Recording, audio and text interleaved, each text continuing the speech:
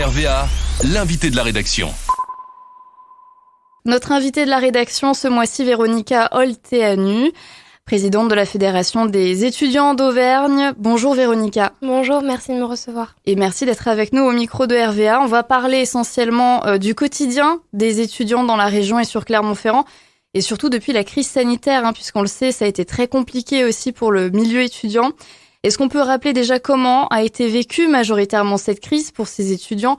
On entendait beaucoup de témoignages avec du décrochage scolaire qui revenait souvent, de la solitude et de la précarité. C'est ce qu'on retient principalement ? C'est ce qu'on retient. À cela s'ajoute la fracture numérique. Au niveau de la région Auvergne, c'est là où la FEDEA prend place. C'est que justement, on a cette région avec l'Université Clermont-Auvergne, avec le site central qui est Clermont-Ferrand. Et ensuite, on a plein de sites délocalisés maintenant qui se nomment territoriaux. Et ça, c'est bien parce que ça permet de les inclure un peu plus.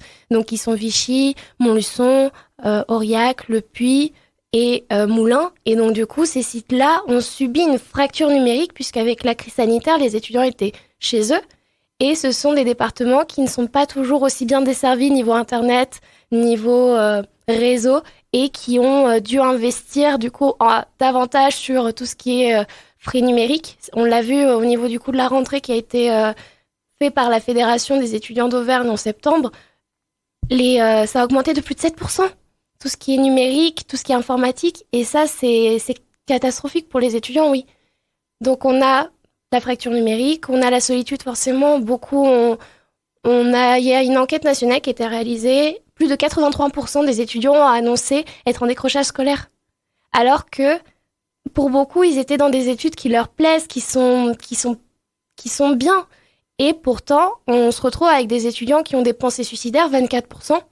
On a beaucoup de décrochage scolaire, beaucoup d'inquiétudes sur l'orientation et l'insertion professionnelle puisque l'accompagnement n'a pas pu être le même.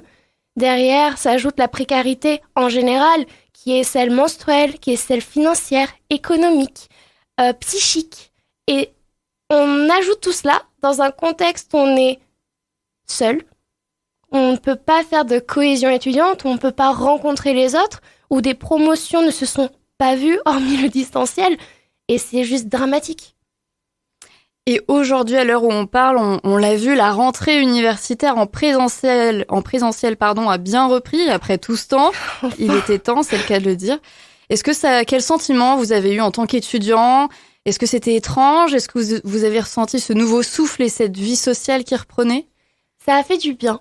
Beaucoup de bien. Je l'ai vu au niveau des associations étudiantes qui font partie du réseau de la fédération. Donc, ce sont pour beaucoup des bureaux des étudiants qui organisent souvent des événements d'intégration, qui essayent de dynamiser, qui s'occupent du tutorat au niveau de leur filière.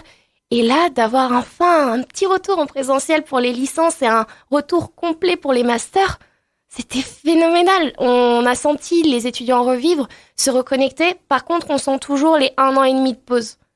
Ça se sent encore et c'est difficile encore à vivre, mais ça fait du bien, ça fait un bien fou. Et c'est là où je voulais en venir, effectivement, vous dites on ressent encore cette année de césure, entre guillemets, avec la réalité. Qu'est-ce qu'on ressent ? Des personnes encore impactées psychologiquement ou encore une forme de décrochage, les jeunes qui n'arrivent plus à suivre les cours encore aujourd'hui ? C'est une reconnexion en fait à la vie normale, la vie d'avant, qui est difficile et qui est pas visible entièrement. C'est surtout c'est là où ça pêche le plus. C'est que les étudiants reprennent, mais n'ont plus forcément l'envie. Donc il y a eu pas mal de réorientation dans un contexte qui fait peur. Avec la crise pour les masters qu'il y a eu, avec le nombre énorme de candidatures et les refus et les rectorats qui changent les règles en cours de jeu pour le recours salvateur pour beaucoup. Donc ça a été très difficile psychologiquement, ça l'est encore pour beaucoup. Beaucoup sont encore dans une précarité très prononcée, on le voit au niveau de l'Agorae depuis la rentrée. Il y a 250 demandes pour être bénéficiaire. Ça en fait 100 de plus en même pas 2 mois. C'est énorme. Et effectivement, cette précarité, je voulais vraiment mettre le point dessus parce que c'est vrai qu'on en a énormément parlé, notamment dans les médias, en pointant du doigt, en disant que durant cette crise, c'est la précarité chez les étudiants qui prime. Mais il faut savoir que cette précarité existe depuis la nuit des temps. On peut dire, et vous le dites là déjà avec vos chiffres, en tout cas régionaux, vraiment, on voit que c'est toujours autant accentué, voire même plus. Oui, en fait, la précarité a toujours été là puisque les étudiants ont souvent eu à se salarier à côté de leurs études pour pouvoir les payer parce que soit elles prennent beaucoup de budget, elles demandent beaucoup de budget à l'année quand ce sont des écoles privées ou des écoles un peu plus spécialisées, ou sinon tout simplement parce que c'est un budget qu'il faut sortir chaque année qui est pas toujours évident, et avec la crise sanitaire, le manque de capitalisation qu'il y avait d'habitude l'été, a plongé dans une crise sanitaire. Enfin, la crise sanitaire a plongé dans une précarité monstrueuse les étudiants qui ne l'étaient pas forcément de justesse. Et c'est là, avec ce flux d'étudiants qui étaient en précarité, que l'Agorae a semblé être la solution, alors que c'est une solution qui est proposée depuis plus de 10 ans au niveau national. Donc oui, c'est là pour le coup, l'Agorae est bien tombée. Ça va faire 1 an, mais c'est sûr que là, la précarité, elle a toujours existé et que pour l'instant, elle n'est pas partie pour ne plus être là.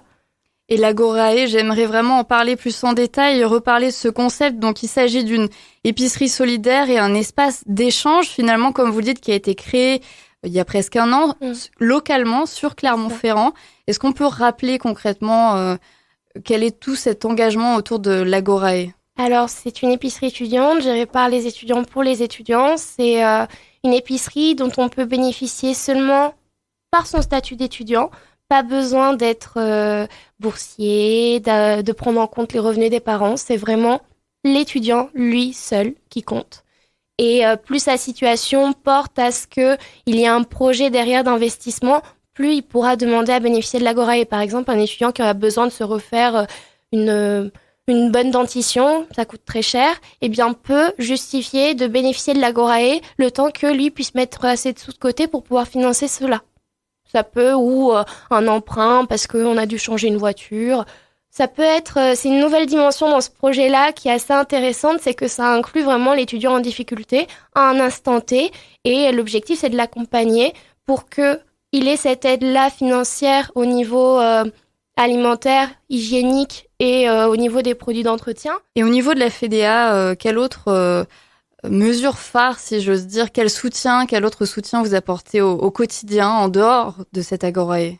On a un pôle défense des droits qui est très actif, notamment depuis toute la crise sanitaire, avec la grosse problématique des étudiants internationaux qui se sont vus refuser le renouvellement de leur titre de séjour à cause des longs délais en préfecture. Et les obligations de quitter le territoire français sont tombées par centaines et centaines et centaines, et c'était très difficile à gérer puisque la préfecture était pas toujours, on va dire, était très souvent réticente à donner un peu plus de délai. Et on a beaucoup travaillé sur ça. Aujourd'hui, ces étudiants qui nous ont contactés ont leur situation qui ont été résolues, et tant mieux. Et donc, du coup, on a un pôle défense des droits qui est très actif sur plein de thématiques différentes, sur les masters, sur des contestations de notes, du harcèlement. Il prend place un petit peu au quotidien de la vie des étudiants. On a aussi un projet d'innovation sociale qui est What the Fac. Donc, c'est déconstruire tous les préjugés au niveau de l'orientation et permettre du coup une bonne insertion professionnelle.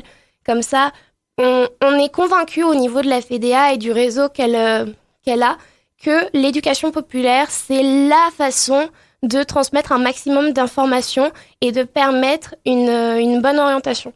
Puisqu'on se rend compte qu'avec le tutorat, le mentorat, tous ces systèmes-là, quand un jeune est en face d'un autre et que les deux échangent, qu'il y en a un qui a un peu plus de connaissances a priori sur un thème, mais que l'œil neuf de celui qui, a priori, a moins de connaissances, eh bien, ça permet d'évoluer, d'avancer, de créer des projets d'innovation sociale à fort impact, comme l'Agorae. Et donc, du coup, on essaie de promouvoir ça au maximum avec des interventions au lycée qui vont commencer à prendre place petit à petit, histoire de sensibiliser à tout ça, faire participer un maximum de jeunes et résoudre un petit peu tous ces problèmes d'orientation, puisque pendant 1 an et demi, l'orientation, elle a été laissée de côté. En tout cas, merci beaucoup Véronica pour cette intervention. On peut donc suivre toute l'actualité de la FEDEA sur vos réseaux sociaux, Facebook, Instagram, et également le site, on le rappelle, fedea-etu.com. Merci beaucoup. Merci beaucoup. À bientôt.